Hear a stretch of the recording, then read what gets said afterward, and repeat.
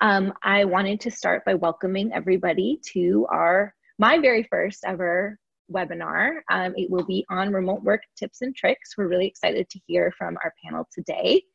My name is Ruthie Hanna, and I am the Breaking the Glass Community Manager. My colleague Elizabeth Lamb is going to be putting some links in the chat box. So our LinkedIn page, Breaking the Glass, where you can follow us to learn more and connect with us and learn more about what we do, as well as some links to some upcoming virtual events that we have going on. The next one will be April 15th. It will be about how remote work creates and impacts diversity, equity, and inclusion at organizations. And then April 22nd, we will be interviewing two sisters who founded an augmented reality app called Crikey. We're really excited about that one. Breaking the Glass is a program founded by Computer Futures to address gender disparity in tech leadership.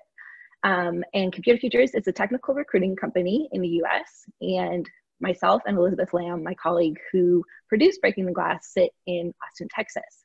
So we would love to know where all of our participants are coming from today. So if you would type the city that you're from and the country too, if you're outside the US, in the chat box, that would be great. You can find the chat box at the bottom of your screen. So if you're on your phone, you click the three dots and you click more and you go to chat. Ooh, Denver, Colorado. Hello, Austin. NYC, Austin, Florida, Denver, California. Wow, all over the place. That's awesome. Super great. Washington, DC, welcome. New York, welcome.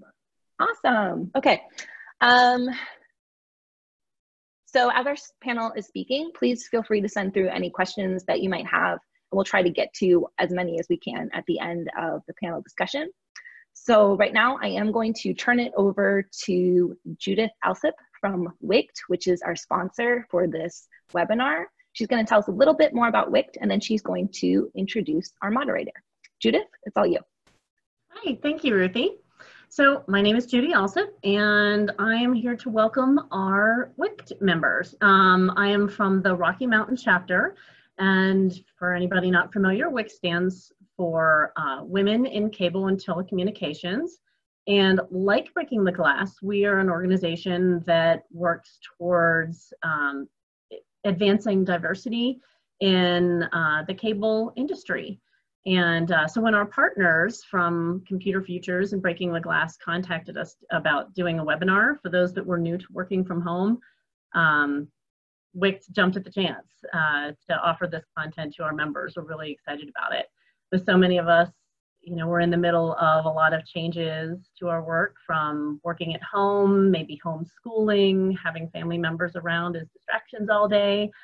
A lot of challenges to working from home. So I'm really excited to hear from our panelists today and learn how to cope with our new normal. So with that, I'll go ahead and toss it over to Jackie Vinich from Computer Futures. Jackie? Hi, everyone. I am a manager at Computer Futures in our Washington, D.C. office. I run our data analytics practice, as well as the DC team. So we have three panelists with us today. I'd ask, once I introduce you, say hello, and then if you could also let us know how long you've been working remote and what you found to be most difficult when you made the switch. So we have Heather Noggle, originally started as a software developer and one of the owners of Global Wizard. She works as an export compliance data expert, as well as a master of data integration consulting. Hello, Heather. Hi, everybody. I have been working from home full-time for 14 years, so I'm a bit of an outlier. And being a business owner now, I run the remote team. So as I speak, you'll probably hear me give some contradictory advice, but as we go more long-term with this, either on a good perspective or whatever's happening in the world, reacting to it, it's my hope that some of the things we're able to do are some of the things that you can incorporate as well. So thank you. Next, we have Jessica Malnick, who is a content strategist and copywriter for SaaS and productized service businesses. Hey, Jessica. Hey guys, I'm Jessica. I have been working remotely for about 5 years now. I started out as kind of an employee and contractor, and then now as a business owner myself. So like Heather, I also might be offering some advice that's a little bit contradictory.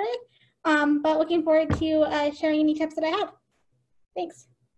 And lastly, Sarah Sullivan is a senior director at S&P Global Ratings. She is responsible for the analytical governance framework that ensures the quality of credit ratings across asset classes and geographies. Hi, Sarah.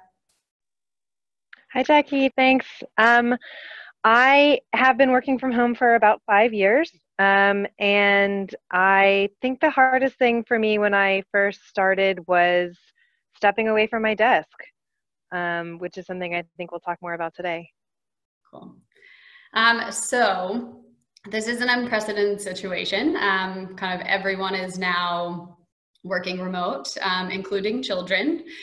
So I would love to hear kind of how you guys have navigated this particular shift, and then also how you also help out at home and keep your focus. Heather, you want to get started?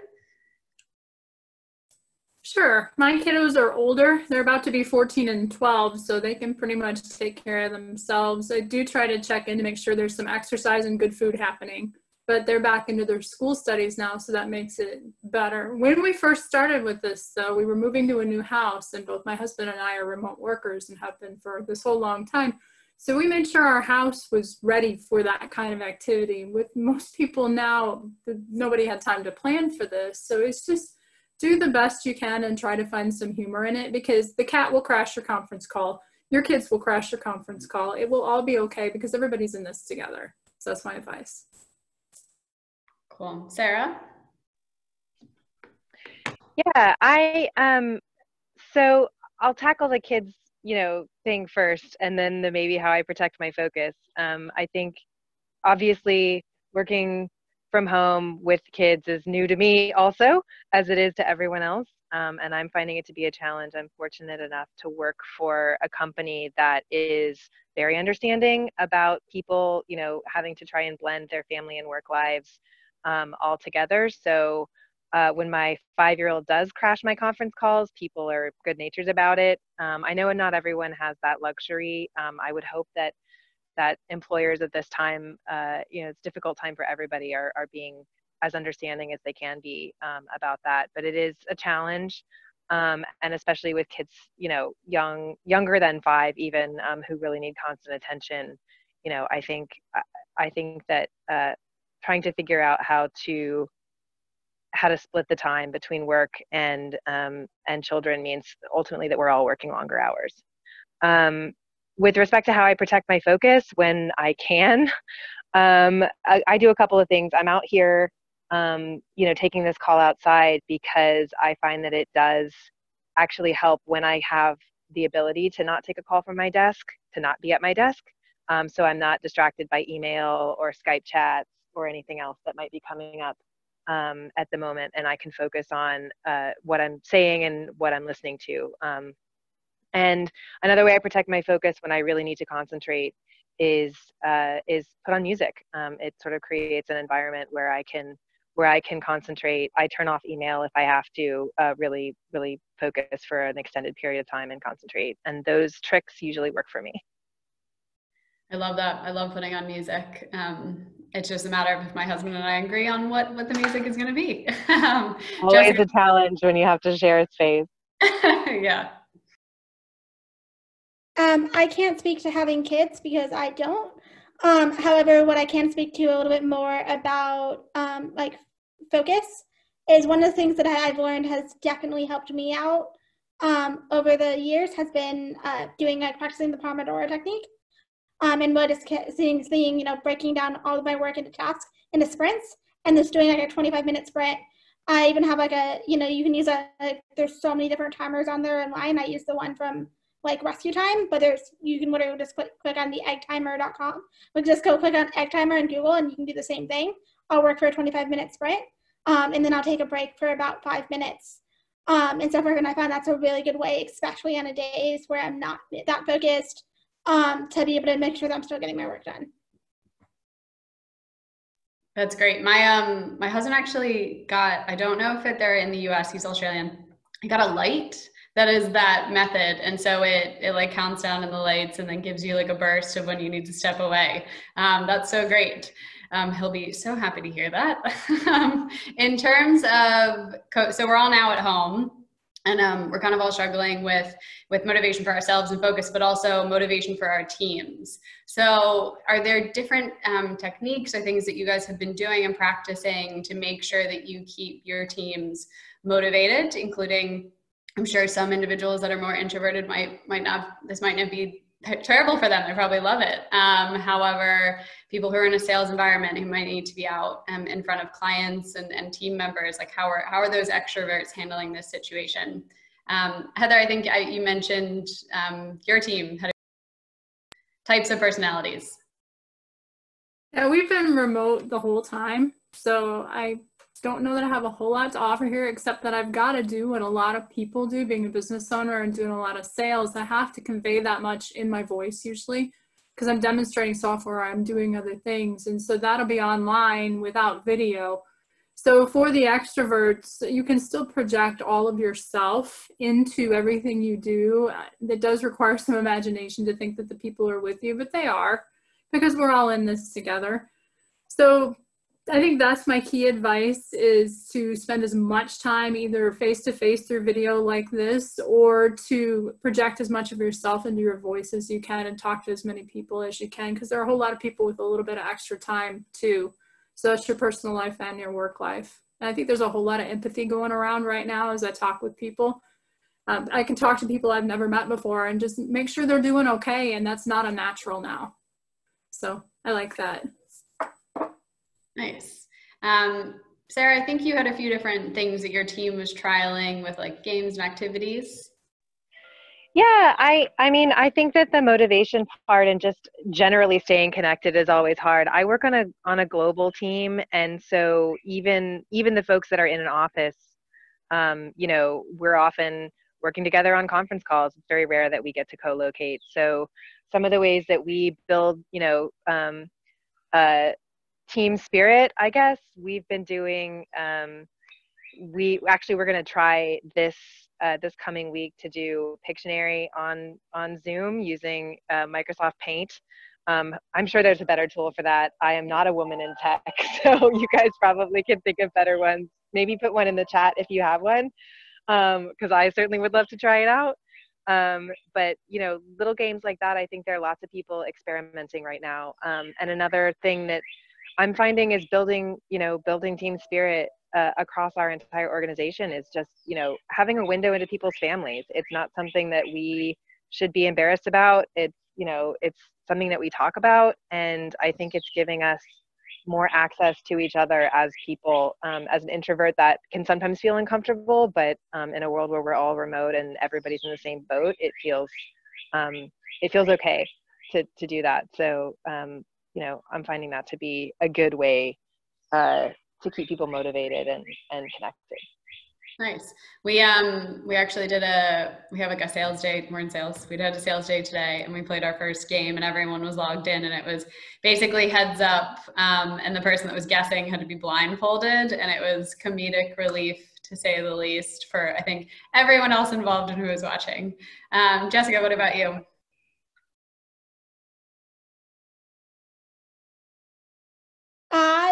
And for myself in particular, I find the thing that I tackle on to Sarah's point a little bit, which was I really find it refreshing now to be able to kind of see people in like a different element. Like when you're on Zoom calls and you see people in their houses and you can kind of get a glimpse into a little bit more about their personality and what they're doing, what they like to do outside of work. So like what I've been taking a much more proactive approach to it, which is taking in a little bit more time to incorporate the personal into it, especially loving the fact that we are in unprecedented and uncertain times. And even for someone like all of us on this call who have, you know, all of us on panels who've been working remotely for a while, like it's not the same sort of remote work that it was, you know, before all this happened. So you have to realize the fact that like it's really, realizing that people like cutting people some slack and realizing like, you know, people might be more distracted, might be less focused than they normally would. So anything you can do to kind of lead with empathy and showcasing a little bit more about like, you know, getting to know them as people, I find that's what I'm trying to focus on more than anything else. Great, that kind of segues nicely into the next area that I know we discussed. And I'd love to hear more about in terms of if you're more empathetic, you probably know a bit more about someone's personal situation. And if they're willing to tell you, they probably trust you. So kind of trust in the situation is key. So how do we build it between our teams, between us and our employees, as well as like our clients, if we are interacting with individuals who kind of aren't part of our organization on a day-to-day basis. Heather, do you want to start? Sure. I only have one local customer, so this has been a normal way of doing business for us. Is we've got to build trust and do it in as few interactions as possible so that we can work together in a collaborative way. And so the way we interact now is fairly natural for us in how we do all business. And so I think more businesses are going to be built on this trust. And I think this will speak wonders for teams working remotely, at least part-time in the future. And I find that fabulous because I think for a lot of people, a mix of at home and the office, if that's an option, will be fantastic for productivity, for working inter-team wise, and then also just for their personal selves. And then I think guidelines to work and how we work together will loosen, and I think we'll continue this empathy going forward. So I see a lot of positive things coming out of an awful situation, and I'm excited for other teams to do things like we do well, and then even in order for us to grow and do some of the things we do better, because I know we're asking each other more about personal things than we did before. Sorry, couldn't get off mute. Great. And Sarah, how do you think, because you were first on site and then I believe you moved. So how was it at first when you were the only one remote? I mean, that transition was okay for me, just because of the nature of the work that I do. You know, I spend a lot of time, or when I was an analyst previously, I spent a lot of time on the phone with clients. So they didn't experience a whole lot of difference. And I was fortunate enough to have a boss and a team that did trust. I would say, you know, I'm curious to see how this all pans out, because I wouldn't be surprised if we all move to a little bit more of this. I think employers are going to realize that people are actually, you know, in some respects more productive when they're home. And, you know, you could be goofing off at the office just as easily as you can be goofing off at home. And so I'm curious to see what happens. I think the trust is going to come out of this, you know, huge experiment that we're doing right now. Yeah, definitely. Jessica, anything else? I completely agree with what both of them have said. I think there's a lot. I mean, I think a lot more companies are going to realize maybe we don't need to be having like these really, really large offices and everyone being, you know, in person all the time. It would not surprise me if one of the side effects from this, and I think this would be very positive, is a lot of companies start moving towards, if they didn't already have a distributed team, moving that way, realizing that there's a lot of advantages in addition to saving on office space. If you have downsized your office and maybe you only have to be in there like one day a week or whatnot, or the fact that you'd also extend things to hiring. When the economy does bounce back a bit and people start to hire again, why limit yourself to, you know, for example, the Austin geography or New York City or whatever, when you have access to people all across the globe? So I do think if I were to guess, one of those side effects would be people realize, hey, you have that trust now. Like, people are doing their job well. Let's, you know, how can we factor this in and make the entire company stronger? Yeah, I definitely think a shift is certainly in place. I mean, even just the pure cost of flying an individual to meet with clients, potentially across the country. I mean, we can, again, do Zoom chats. I think I've had more face-to-face time in the last 2 weeks with clients via Zoom than I had previously, like the previous few months, just because it was like, oh yeah, we can hop on a call. And it was a lot easier. So in terms of, on kind of like that note, what are you guys using for different remote capabilities within your teams, within your companies? I think we've been hearing a lot of different like free applications that people can try. I know my company just invested in like everyone having Microsoft Teams, and it has like a chat feature and different like video calls. So like, what is it that you guys are all using? I'll switch it up. Jessica, if you want to start. Sure. I mean, well, for starters, a big fan of Zoom. Use Zoom all the time.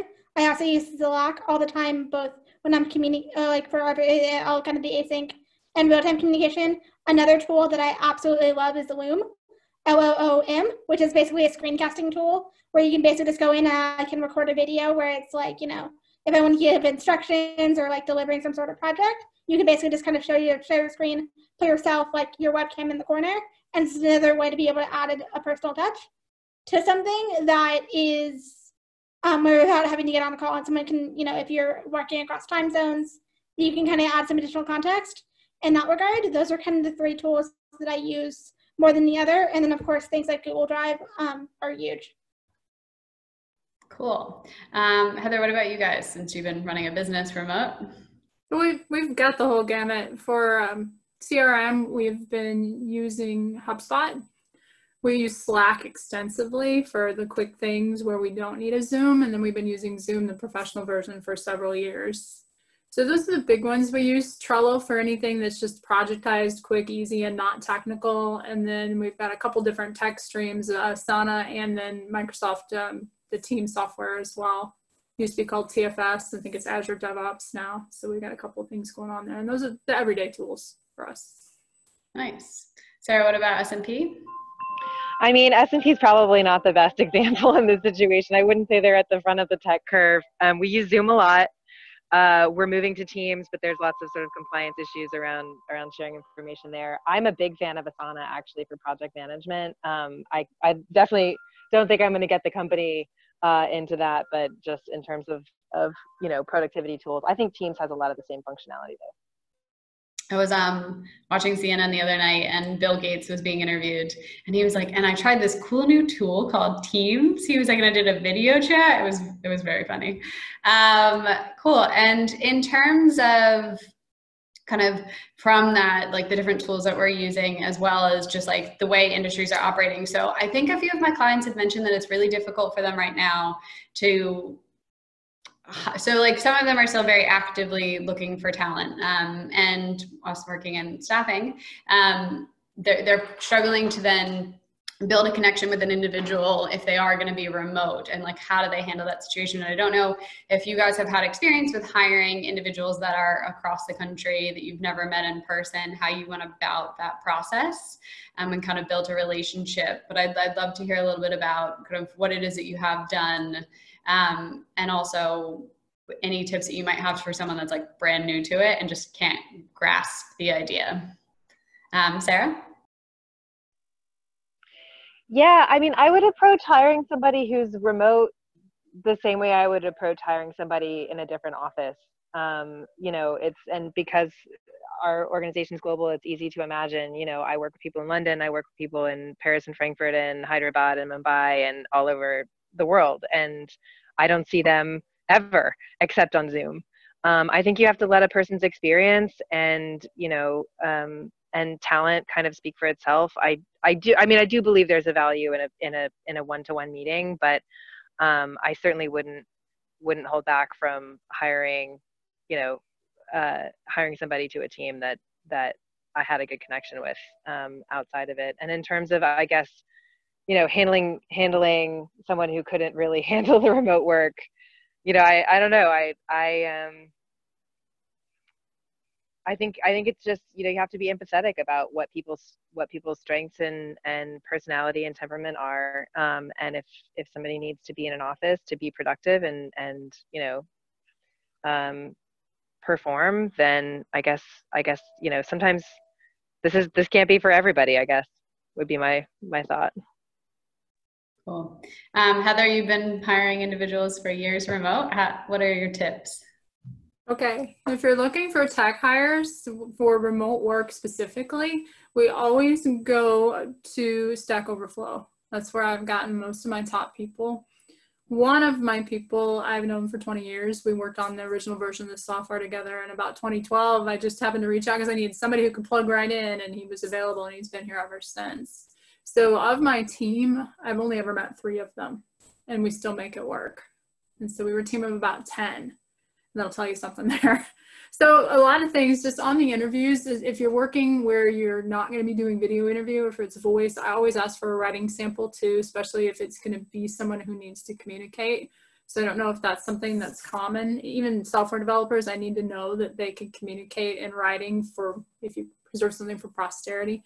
And my interview questions are always very, very open-ended so I can see thought processes. And those things and work history put together usually paint a pretty good picture of a person. Nice. And Jessica? That is a really great point about asking questions that are open-ended for their thought process. I do the exact same thing. I've hired probably give or take about a dozen people over the years remotely. And or at least I've been in the helping in the hiring process. I would also like to add, like, you want to find people who are self-motivated, and someone who's a great communicator, especially a great written communicator.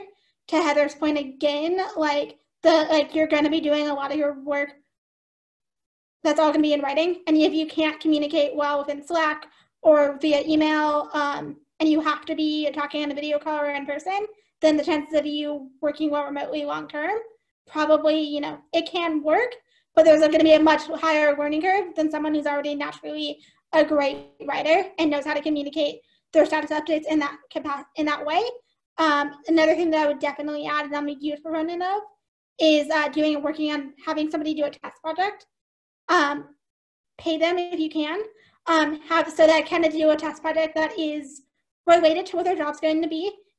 Generally speaking, something that they can do in somewhere between 2 and 4 hours worth of work.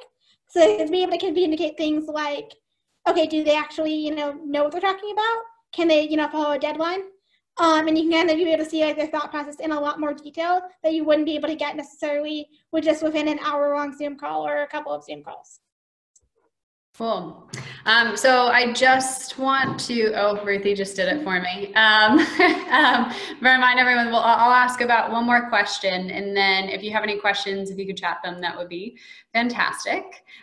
So I think this is, as we had mentioned a few times throughout the course of the conversation, that this is going to change. I mean, it's not going back to normal anytime soon. I mean, Virginia, I'm in DC, and Virginia did shelter in place until June 10th. So it's another 2 full months of everyone working remote. And so I'd be curious to hear how you think this will change the way industries operate.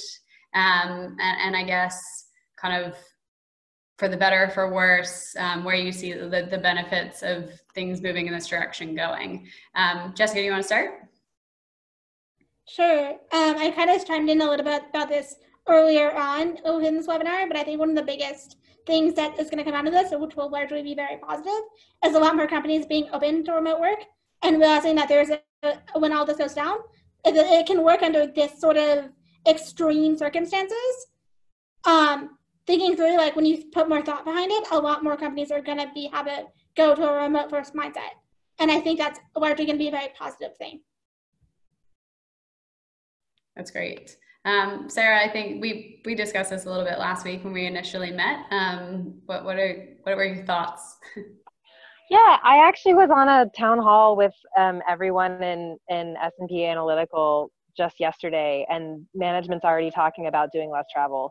I think at least in the finance industry, I wouldn't be surprised if people realize that, the handshake and the face-to-face isn't as valuable maybe as having people doing more meetings remotely.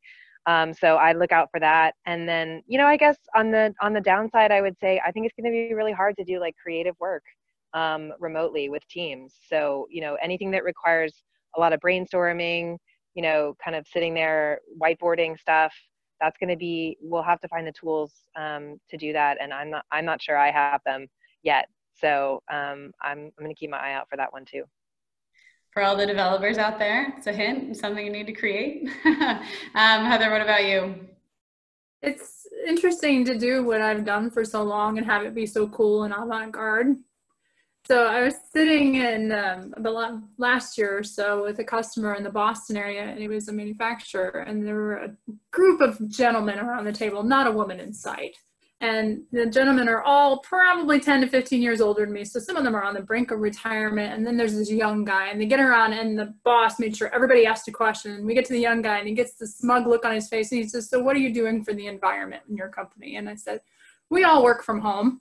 And he was just floored at that idea because in a manufacturing plant, you know, that's difficult. They're making things that's hard to do remotely. And most of my customers, that is what they do, is they make things.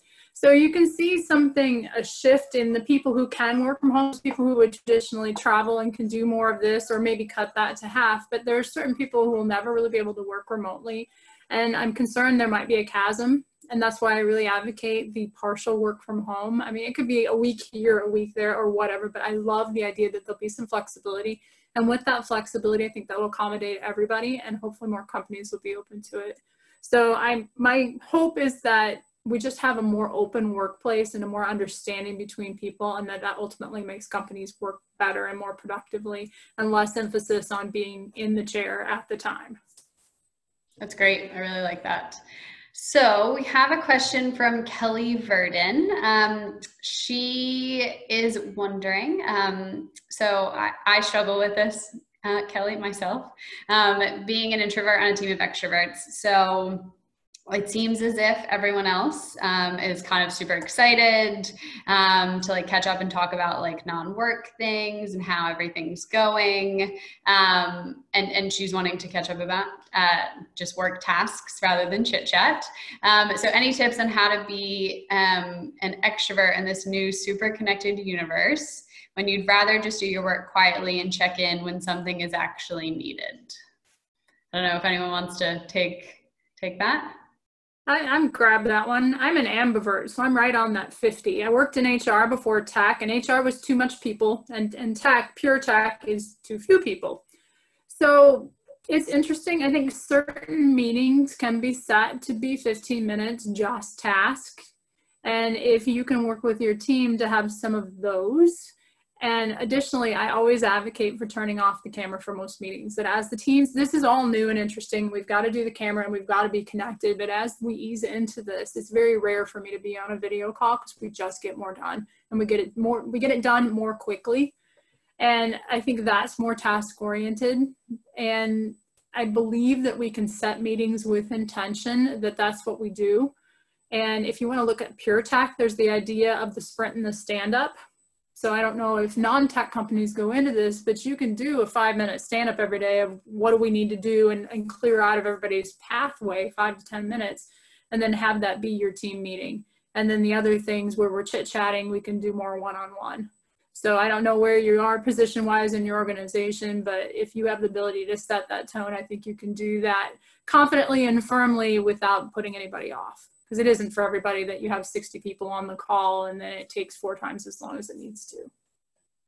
Nice. Sarah or Jessica, do you have anything to add? I guess I'm an introvert. I think we all probably, whether we're introverts or not, have those people on our teams that are just always sort of wanting to socialize or chat at the wrong time. And I just think, learning how to set appropriate boundaries with that is something that we all have to struggle with. It's, I think, something that women in particular are not conditioned to do. And so, I often find myself having to be like, it's great talking to you, but, I gotta go. Or if it's a big group of people, having to try to be the person to manage the direction and the focus of the group. Yeah, I definitely second that. We've got some extroverts, so I try to steer the conversation. Any last things, Jessica? Not for that point. Cool. We have another question from Elizabeth. Any tips for finding special ways to celebrate our teammates while physically distancing? I can take that one. There's a bunch of ways that you can go about it, and it depends on if it's a celebration in terms of like a birthday or like a big milestone, or they just like crushed a project that they worked on. There's a bunch of really cool tools. If you use Slack already, there's a bunch of plugins like Hey Taco that let you be able to kind of give like gamification aspects within Slack to be able to reward people for like really cool milestones that they do within their work. And then just in general, like bringing back the like person-to-person element, like another thing that's I think is super useful right now. given that we're all stuck indoors and stuff like that, is like if you have like a virtual happy hour on something like Zoom for your team, that's one way. And if you already do that, if you want to celebrate people with that, you can, order them a pizza or use DoorDash or Uber Eats or whatever, and like, bring them like, beer or wine or, a nice meal directly to their home. And that's like something that I think I've seen it done a little bit before, and I think it's something that most people forget about. But especially right now when we are all social distancing, like the little things like that can mean a ton to people. Yeah, that's great. I really like that. We're all about incentives and sales, so free food is also always a good one. Heather, Sarah, anything to add? Nope, nothing. Those are good ideas. We had also a suggestion from someone that they can send a cake to the employee's home and hold an online celebration if it's a birthday. I did that with some friends recently. We have a question from Emily. How do you all think working from home will change hiring practices? Several of her clients are on pause. They've given job offers, but then everything stalled in the last couple of weeks. I think we kind of brought this up earlier, but I don't know if anyone has anything to add about what they think might change.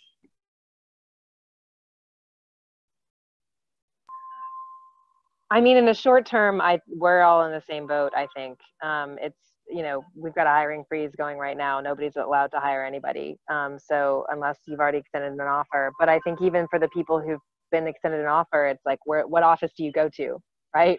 Nobody's going to be there to set you up. So I think everybody's just in a holding pattern for a while. In terms of long term, I can't think of a why that would make a huge change in hiring practices, other than, hopefully moving towards more remote work where we can and being flexible around people. But in the short term, it's a tough situation. Yeah, definitely. And I think we were mentioning earlier, Emily, that if it's kind of just to do with not being able to see someone, there are definitely different tactics to kind of like test someone out or make sure that they're really a good fit for the job. But unfortunately, the market right now, I think it really just depends on what industry you're in. There are no other questions, unless I missed any. But I think thank you all very, very much. I'm going to hand it back to Elizabeth to close out. Thank you so much. I know I popped on the screen for a second and kind of interrupted things, but again, thank you so much, Heather, Jessica, Sarah, Jackie. Obviously, thank you so much to Computer Futures and Wicked Rocky Mountain for supporting this webinar. We've said this multiple times throughout the webinar, we're all going through unprecedented times right now. Within our organization, we've had to completely restructure how we provide programming, but we really hope that this is something that you're finding valuable and still has the same spirit and energy of Breaking the Glass's physical programs as well. And if there is anything that we can do to support you, I know that we've had a lot of panel or attendees join in who are even outside of our traditional cities as well. So that's something really great. So if you want us to come in and collaborate on a webinar or a workshop, just send me an email, e.lam@computerfutures.com, and we'll get you all set up there. We love talking to everyone. And yeah, I can't help but say, just thanks. This is part of what, keeps us all together. So that's really all I have for y'all. We'll also be sure to get any of the technology platforms that our panelists mentioned and send those in kind of like the follow-up post. So if you had any questions about things that Jessica, Heather, Sarah said, we'll be sure to share those. Before all of our panelists sign off, I just got a message that someone would like to take our group photo. So I'm going to bring Judith back on so we can do that. Always got to get the photo, right? Yes. All right. Hopefully Judith is ready. Putting her on the spot. All right. All right. We're all here, Benita. Benita's our manager.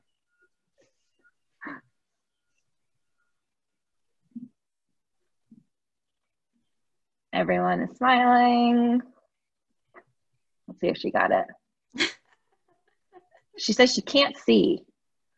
Okay. Well, maybe Great we need teeth. to jump on a call. There it is. Oh, here we go. Thanks, everybody.